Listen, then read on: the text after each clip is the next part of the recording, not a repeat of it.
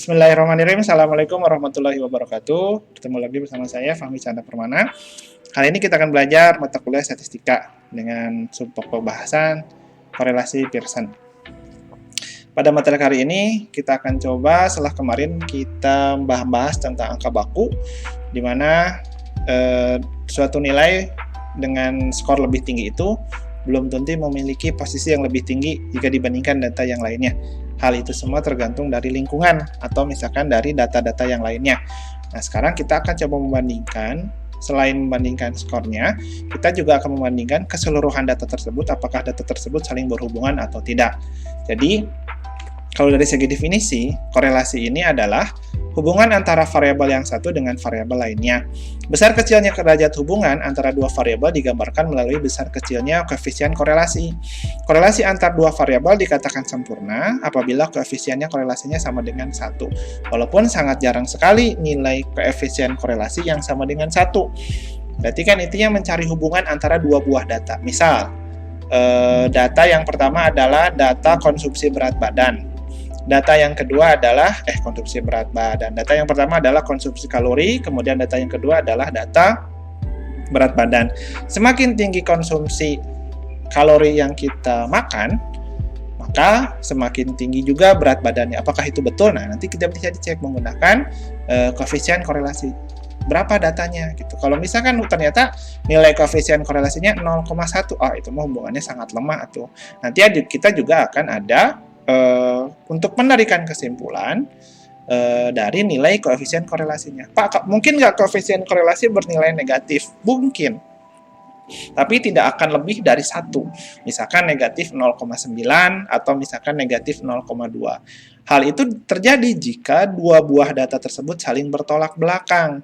Misal, semakin panjang jarak tempuh, maka semakin kecil sisa BBM gitu. Berarti kan ketika 10 km BBM-nya awalnya 50 liter, kemudian maju lagi berarti semakin kecil. Nah, seperti itu. Nah, di sini kita akan coba arahkan untuk menghitung atau misalkan mencari hubungan antara dua buah data atau lebih dari beberapa nilai mata kuliah di program studi pendidikan multimedia. Saya punya data-data mata kuliah yang saya ajar dari mulai matematika dasar, algoritma pemrograman, dan juga pemrograman berbasis objek, struktur data, dan lain sebagainya. Nah, kita coba cek apakah hubungan antara mata kuliah matematika dasar dan Alpro itu sangat erat atau tidak, atau malah sama sekali tidak berhubungan. Buat mencari apa sih? Nah, kita akan iseng aja nanti cek apakah orang yang dengan nilai Alpro-nya tinggi, berarti nilai matematika dasarnya tinggi atau tidak gitu. Kan bisa dicek dengan di sini apakah nilai mata kuliah Alpro-nya bagus, berarti ke PBO nanti bakal bagus atau enggak ya? Nah, itu bisa dicek dengan nilai koefisien korelasi yang ada. Nah, kalau dari segi rumus, kurang lebih rumusnya seperti inilah. Ini nggak susah sih. Nilai R itu artinya nilai R hitung, atau koefisien korelasi yang ada. Kemudian X itu data yang pertama yang dibandingkan, dan Y itu data kedua yang dibandingkan. Nah, perbandingan ini harus satu-satu ya. Jangan dulu langsung. Jadi membandingkan kan pasangan ya dua aja, jangan ketika berpasangan udah berpasangan ini dengan ya pasangin, selesaikan dulu dua-dua seperti itu. Jadi nanti kita akan coba menggunakan rumus ini. Pakainya kayak gimana, jangan terlalu susah, jangan terlalu ribet, jangan terlalu bingung, nanti kan kita coba gunakan langsung, kok nggak susah sebetulnya.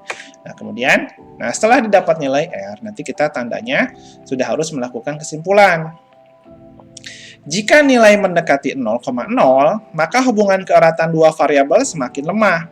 Berikut ini adalah interpretasi besarnya nilai koefisien korelasi. Kalau antara 0 sampai 0,2 berarti hubungannya sangat lemah. Kalau 0,2 sampai 0,4 berarti hubungannya lemah. Kalau 0,4 mungkin kita juga bisa kayak mix and match antara jodoh gitu. Misalkan aku dan kamu hubungannya paling sekitar 50%. Cukup kuat sih gitu, tapi kayaknya nggak kuat-kuat banget gitu. Berarti klopnya, jadi kalau misalkan kadang-kadang yang satu naik, yang satu turun, atau misalkan yang satunya naik, yang satu diam aja, kayak gitu, menyatakan hubungannya cukup kuat. Berarti kalau misalkan yang kuat itu antara 0,7 sampai 0,9. Kalau dipresentasikan berarti 70% sampai 90% berarti itu kuat. Kalau 0,9 sampai 1 berarti hubungannya sangat kuat. Mungkin nggak yang 100% sangat jarang. Kalau misalkan bernilai 1 sih berarti kemungkinan besar datanya sama persis gitu. Kan dalam banyak hubungan juga kayaknya jarang deh yang sampai 100% atau misalkan 99% gitulah.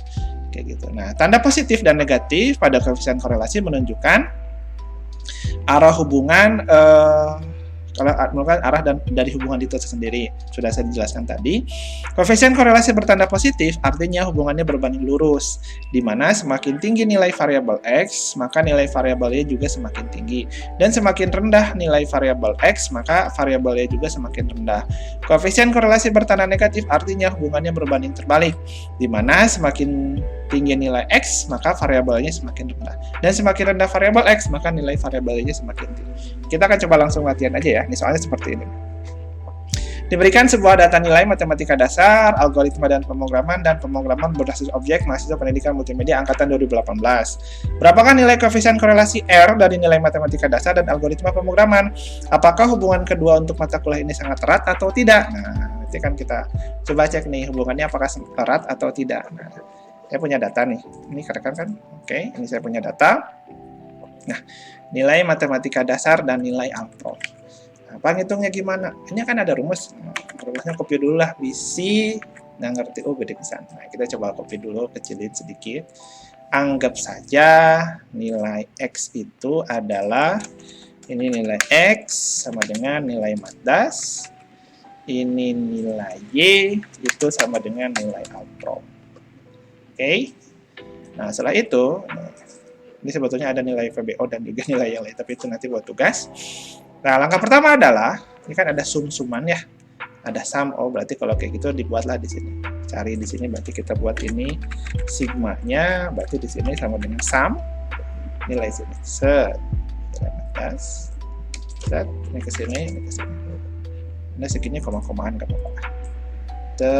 Ke sini kayaknya. Oke, nah berarti nilai XI sama Y udah ada. X itu maksudnya data pertama, data kedua. Nah, untuk nilai X sama nilai Y. Kemudian kita kira perlu apa lagi ya? Oh, di sini kayaknya ada XY. Berarti kalau gitu kita coba cari deh nilai XY. XY itu berarti kan sama dengan, saya perbesar biar sama dengan nilai ini dikalikan nilai ini. Segreg. Terus habis itu perlu apa lagi sih? Oh, di sini kayaknya ada X kuadrat. Ya udah kita cari di sini nilai X kuadrat. Nilai X kuadrat berarti di sini sama dengan, karena X-nya itu nilai matdas dikalikan nilai matdas. Ini kayaknya bisa kayak gini deh. Kalau pangkat itu gini bisa nggak ya? Sama ya, 331.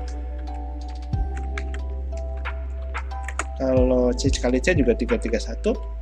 Kalau C kuadrat juga 331. Itu bisa ya, bebas pakai yang mana. Kalau C kali C kuadrat juga bisa. Di situ kita cari Y pangkat 2. Berarti ini sama dengan nilai Y pangkat 2. Oh, komanya ini kita coba buat format cell. Numbernya cukup 2 digit aja. Oke, ini kita ke sini. Ini ke sini, ini ke sini. Ini juga sama lah, kayaknya 2 digit aja, jangan terlalu ribet. Numbernya 2 digit aja. Oke, ini sini. Nah, oke. Setelah itu, jegrek-jegrek. Ini juga ke sini jegrek-jegrek. Ini juga ke sini jegrek-jegrek. Ini D kuadrat, nilai Y kuadrat. Oh, salah. Oke. Ini kan tadi udah dibuat ini ya. Number 2 digit.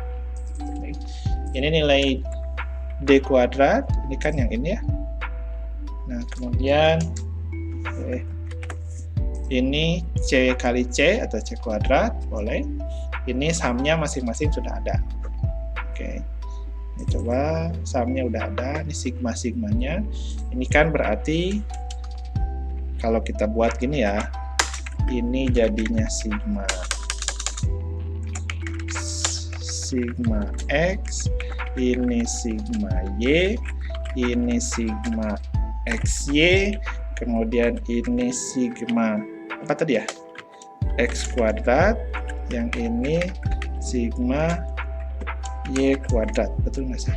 Yang kita butuhkan kan cuma itu, X kayak XY, X, sigma X kuadrat, sigma X dikuadratkan, sigma Y kuadrat, sigma Y dikuadratkan. Oke, kalau misalkan udah ada semuanya, malah sekarang tinggal ini aja sih. Nah, gitu. Tapi seperti ini. Oke, Ini tadi ada nilai struktur ya, ini saya delete aja lah. Oke, kita delete aja, kita butuh hanya nilai matdas dan ampro. Masing-masing udah ada angkanya. Wow, angkanya besar, nggak susah. Ini kan ada rumusnya ya, nanti kita tinggal gunakan. Oke, ini kita ke bawahin, biar kita tinggal gunakan rumus. Yang kita cari sekarang adalah nilai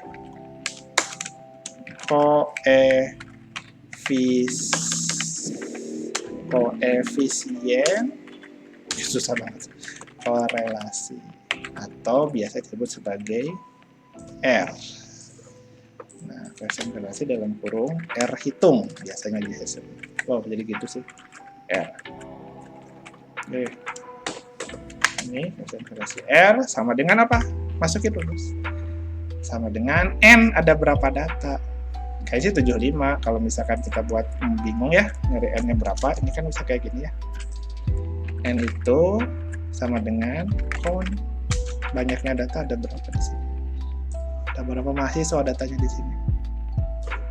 Tek, dihitung. Oh, ternyata bukan ini.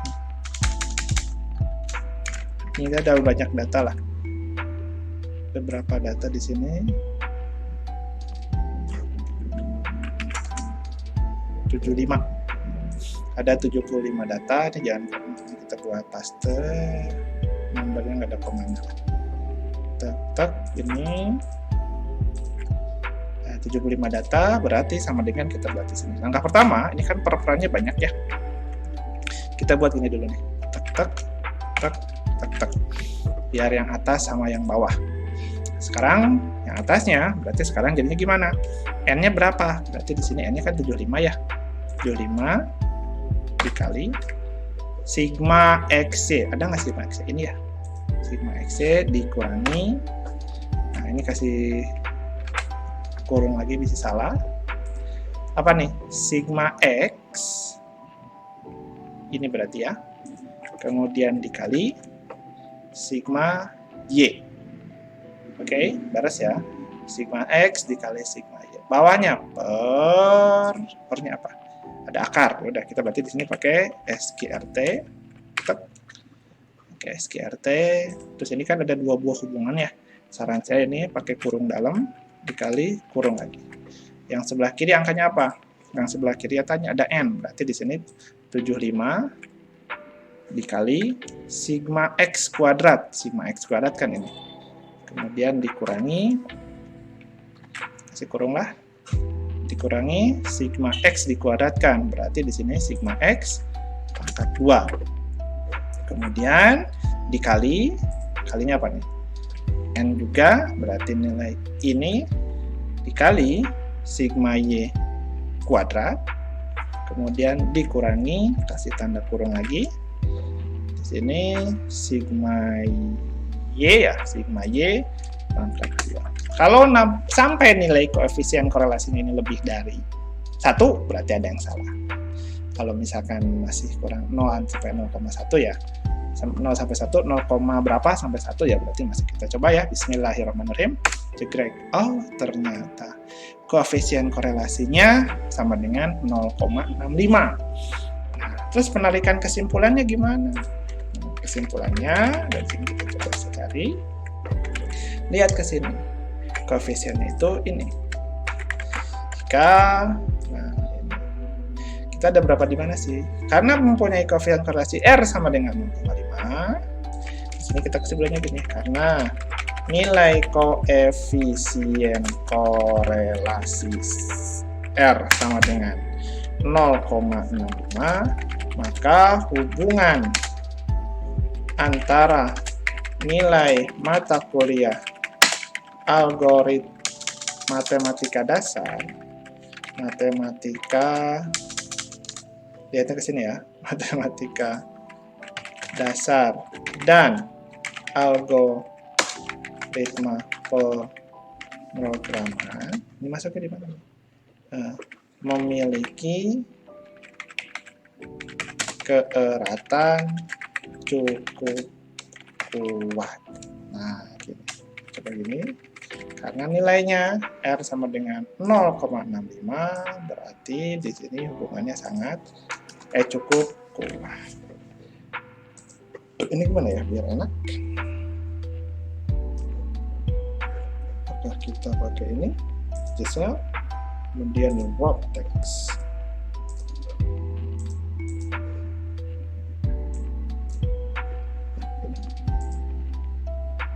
Jadi nanti kesimpulannya dicek. Karena koefisien korelasi R sama dengan 0,65, maka hubungan antara nilai mata kuliah matematika dasar dan algoritma pemrograman memiliki keeratan cukup kuat. Berarti kan nyambung ya, masih di atas 50% masih bagus lah, seperti itu.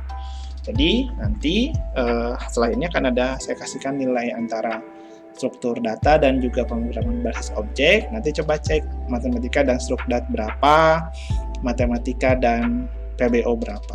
Dicek apakah koefisien korelasinya ada yang paling kuat itu yang mana. Seperti itu. Oke, itu saja mungkin yang bisa saya sampaikan dalam pertemuan hari ini. Silahkan dicoba menggunakan rumus yang sudah ada. Mohon maaf kalau misalnya ada salah. Sekian dari saya. Assalamualaikum warahmatullahi wabarakatuh.